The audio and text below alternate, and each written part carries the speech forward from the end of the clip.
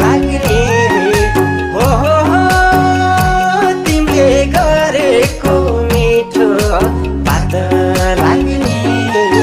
मोहनी लायो रे सम्यकहरू भए सम्हाली राखदेऊ रे